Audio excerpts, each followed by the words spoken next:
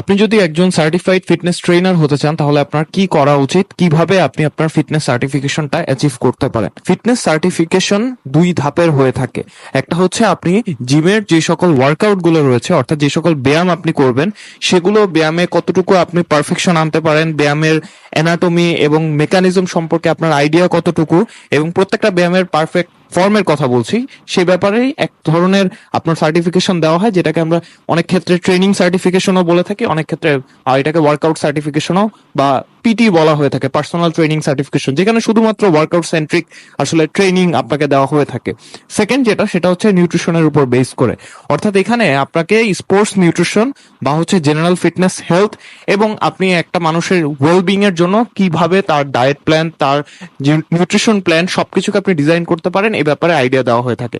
এখানে নিউট্রিশনের ক্ষেত্রে একটা জিনিস মনে রাখা খুব দরকার, মেডিকেল পেশেন্ট বা যারা কিনা ক্লিনিক্যালি এখন সাফারিংস এর মধ্য দিয়ে আছে, ট্রিটমেন্ট নিচ্ছে, তাদের জন্য ডায়েট তৈরি করার জন্য প্রিপেয়ার না। সেক্ষেত্রে আপনার হয়তো একটা সরকার কর্তৃক প্রদত্ত লাইসেন্সড নিউট্রিশনিস্ট হতে হবে, অথবা আপনি একজন এমবিবিএস দারি ডাক্তার হওয়ার পর সেই সকল ডায়েট বা সেই সকল নিউট্রিশন ম্যানেজ করতে পারেন। অর্থাৎ ফর ইনস্টেন্স আমরা বুঝতেই পারতেছি ক্যান্সার পেশেন্ট অথবা কোনো থাইরয়েড রোগের জন্য আপনি হয়তো ডিরেক্টলি ডায়েট ডিজাইন করার ক্রেডিবিলিটি রাখবেন না।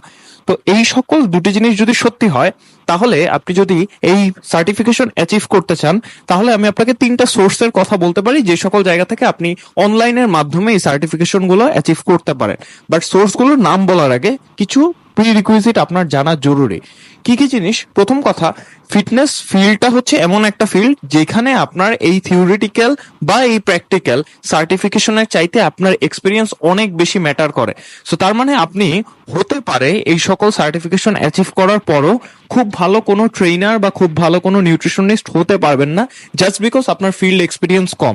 কেননা প্রত্যেকটা মানুষের হিউম্যান বডি বাই ডিফল্ট এক এক ভাবে ফাংশন করে, এবং এই থিওরিটিক গুলার প্রত্যেকটার বেসমেন্ট কিন্তু 100-150 বছরের পুরনো, যার কারণে অনেক ক্ষেত্রেই দেখা যায় বছরের পর বছর মানুষের জেনেটিক্যালি পরিবর্তন এসেছে, আবহাওয়া, খাবার দাবার প্রত্যেকটা জায়গায় পরিবর্তন আসার কারণে এক এক সময় আমাদের বডিতে এক এক ভাবে প্রত্যেকজন মানুষের ডিফারেন্ট ডিফারেন্ট ভাবে বডিতে রেসপন্স করে।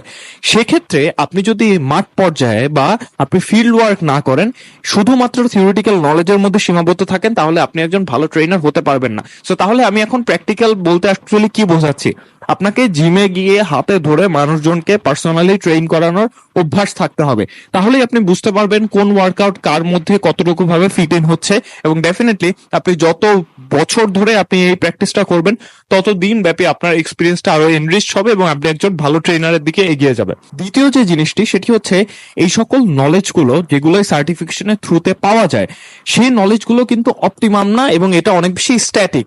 তার মানে আপনাকে যেই নলেজটা দেওয়া হবে, ফর এক্সাম্পল আপনাকে একটা পাথওয়ে দেওয়া হবে যে এ থেকে জেড পর্যন্ত যেতে হলে আপনাকে এই এই ইনস্ট্রাকশন ফলো করে যেতে হবে। সমস্যা যেটা, রিয়েল লাইফের প্রবলেমগুলো অনেক বেশি কমপ্লেক্স হয়। অনেক ক্ষেত্রেই মানুষজনের ইন্ডিভিজুয়াল গোল, ফ্যাট লস হতে পারে, ওয়েট গেইন হতে পারে, মাসেল গেইন হতে পারে, প্রত্যেকের মেটাবলিজম ওয়াইজ, ডাইজেশন ওয়াইজ, তার জেনেটিক ওয়াইজ কন্ডিশনগুলো এতটা ক্রিটিক্যাল হয়, আপনি সেই স্ট্যাটিক বা সেই নলেজটা দিয়ে হয়তো অ্যাচিভ করতে পারবেন না। সেই ক্ষেত্রে আপনার ব্রেইন ওয়ার্ক করে যে থিওরিটা আপনাকে এই সার্টিফিকেশন কোর্সে পড়ানো হয় সেখান থেকে জেনারেট করে আপনাকে ইউজ করতে হয়। তার মানে হচ্ছে আপনি এখান থেকে নলেজ নিয়ে রিয়েল লাইফে যে সকল সমস্যার সমাধান করতে পারবেন ক্লায়েন্টদের, সেটা কখনো সত্যি না। আপনাকে এখানে ব্রেইন ওয়ার্ক করে করে এবং আলাদা অনেক লেটেস্ট আপ টু ডেট স্টাডির সাথে নিজেকে অ্যালাইন রেখে সে সকল কিছু জানতে হবে এবং সেখান থেকে আপনার ক্লায়েন্টের জন্য বেস্ট রেজাল্টটা আনতে হবে।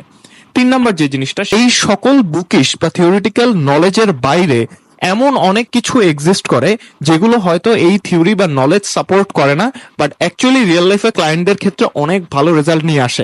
আমি এই ক্ষেত্রে আনফর্চুনেটলি কোনো এক্সাম্পল দিয়ে বোঝাতে পারছি না, it's because there are number of things যেখানে হয়তো আপনি দেখবেন কোনো ডায়েটিং টেকনিকের ক্ষেত্রে বলা হচ্ছে কার্ব সাইক্লিং ডায়েট, বাট এই কার্ব সাইক্লিং ডায়েটটার এই পরিধিটা অনেক বড়, এবং সেটা কার্ব সাইক্লিং মানে কি এইটা একদিন হাই কার্ব থাকবে, একদিন লো কার্ব থাকবে, একদিন মডারেট কার্ব থাকবে, নাকি এটার মানে হচ্ছে এটা যে একটা লম্বা সময় লো কার্বের পর ধীরে ধীরে একদিন আপনি রিফিট দিয়ে তারপর আবার পুনরায় লো কার্বে ব্যাক যাওয়া, অর্থাৎ এখানে 100 রকমের কেসেস বা সিনারিও হতে পারে। সো তার মানে যেটা বোঝাতে চাচ্ছি সেটি হচ্ছে এই থিওরিটিক্যাল নলেজ থেকে আপনাকে ক্লায়েন্টের উপযোগী ডায়েট বের করার জন্য আপনাকে আপনার নিজস্ব মেথড নিয়ে কাজ করতে হবে এই থিওরি নলেজের পাশাপাশি। তার পরবর্তীতে আপনি যদি তখন এই থিওরি নলেজ গুলো থেকে আপনি একটা ডায়েট ডিজাইন করেন, তখন সেটা আপনার ক্লায়েন্টের জন্য একটা অপটিমাম রেজাল্ট আনতে পারবে। সো এখন আমি যদি আপনাকে বলি, আপনি মোটা দাগে 3টা জায়গা থেকে আপনার ফিটনেস সার্টিফিকেশনটা করাতে পারেন। ফার্স্ট যেটা বাংলাদেশের অনেক মেজরিটি মানুষজন করে থাকে যারা সার্টিফিকেশন করেছে, সেটা হচ্ছে ISSA। এটা একটা যুক্তরাষ্ট্র ভিত্তিক প্রতিষ্ঠান। অনলাইনেই আপনি ইজিলি সেখান থেকে পার্সোনাল ট্রেনিং এবং নিউট্রিশন দুটি জিনিসের উপরে আপনার সার্টিফিকেশন করে নিতে পারবেন। এবং সেক্ষেত্রে আপনাকে একটা এককালীন পেমেন্টের মাধ্যমে বিভিন্ন ক্লাসেস অনলাইনে রেকর্ডেড থাকবে, সেগুলো দেখে সেখান থেকে ইন্টারঅ্যাক্টিভ কোশ্চেন করারও সুযোগ থাকে, সেগুলো আপনি করতে পারেন। বাট এই যে প্ল্যাটফর্মগুলোর নাম আমি বলছি, সেগুলোর সব থেকে বড় ড্রব্যাক কি জানেন? সেটি হচ্ছে আপনি যদি ইভেন ইফ কোনো প্রকার ক্লাস নাও করেন, জাস্ট ক্লাসের পরবর্তী ক্লাস বা একটানে ভিডিওটা টেনে দিয়ে ট্যাপ অন করে ফেলেন, তাহলেই কিন্তু সেটা রেকর্ড হয়ে যাবে যে আপনি সম্পূর্ণ ক্লাসটি করেছেন।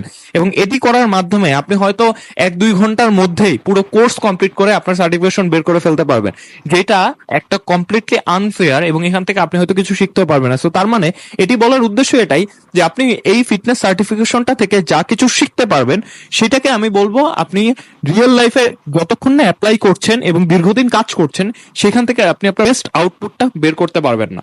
2 নম্বর যে প্রতিষ্ঠানের কথা আমি বলতে পারি, সেটা হচ্ছে ACE করতে পারে। এটাও খুব পপুলার এবং এখান থেকে অনেক মানুষ অনেক ভালোভাবে তার সার্টিফিকেশনটি অ্যাচিভ করে থাকে। 3 নম্বর যেটা, সেটা হচ্ছে NASM। এখান থেকেও আপনার পার্সোনাল ট্রেনিং এবং নিউট্রিশন দুটো জায়গারই সার্টিফিকেশন করতে পারেন।